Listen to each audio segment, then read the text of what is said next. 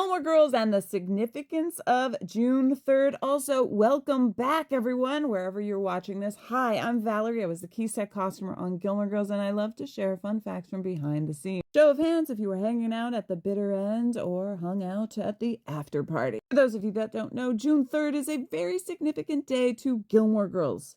It is the original wedding date. The date that Lorelai and Luke had planned to get married, but sadly did not because of a little thing called April Nardini. That wasn't the only thing that happened on June 3rd.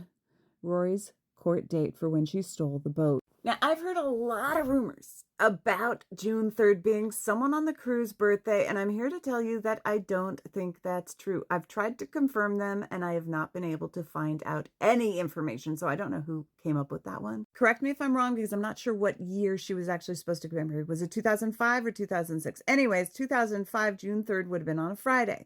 If it was 2006, it would have been on a Saturday. Either of those dates would have been an acceptable date to have a wedding, right? Because it's a Friday and a Saturday. It's not like it's some random day like a Tuesday. The episode where Lorelai proposes, season 5, episode 22, happens in 2005. We filmed that in April. A lot of people get married in June. I'm sure they were just like, let's pick June. And the same goes for Rory. She ended up stealing the boat in the final episodes of that season. So therefore, you're picking a date that happens substantially later, and it has to happen at a time where it kind of lines up with the logistics of whatever's going on in the scene. But having said all that, let's look at the significance of June 3rd. In 1754, Lieutenant Colonel George Washington builds Fort Necessity. In 1880, Alexander Graham Bell transmits the first wireless telephone message using his photophone.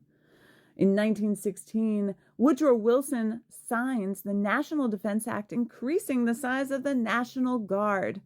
And then, in 1937, the Duke of Windsor marries Wallis Simpson. You know who the Duke and Duchess of Windsor are, right?